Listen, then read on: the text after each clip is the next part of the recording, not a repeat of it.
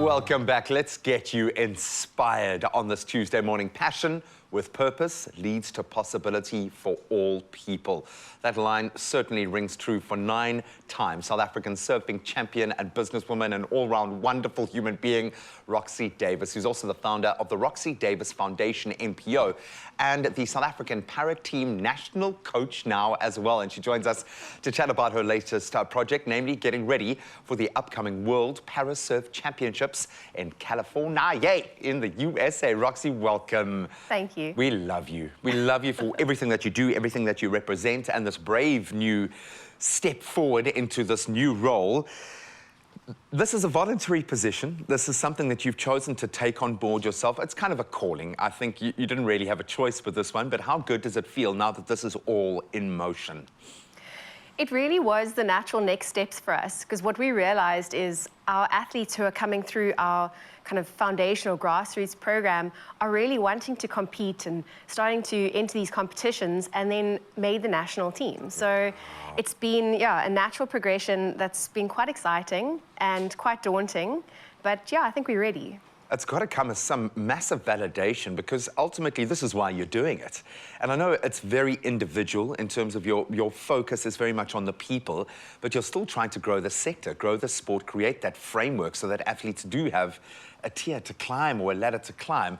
So it must feel fantastic that you've reached this milestone, but there are a few other milestones and really positive things woven into this, heading off to the World Champs. What does this mean for South Africa? Why is this such a big thing? Well, if you think about it, 5 years ago, para-surfing or adaptive surfing in South Africa really wasn't around. And it's just exploded. The access to getting people to the beach, our numbers are growing. I mean, we have a waiting list of over 150 participants. And these are all athletes who are creating hope in their environments. So now traveling with a team of 14 athletes and 6 management team across the world, it really is, as you say, the next step, and it just shows that there is so much good and so much in it for us here.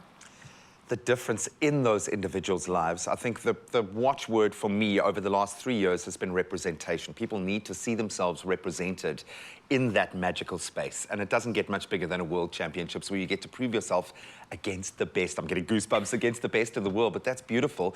Last time out, I think we were 6 out of the 22 nations. That's 4 medals. What are we hoping for this year?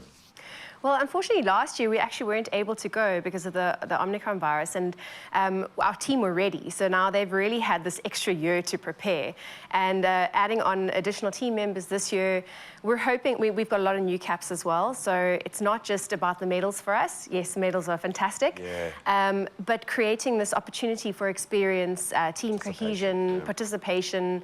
We're meeting once a week on Zoom. We've got athletes from Johannesburg, from Durban, from Cape Town. One young boy, he's a quadruple amputee, our youngest in our team. He's 15 years old. When he was 4 months old, he died twice in the hospital.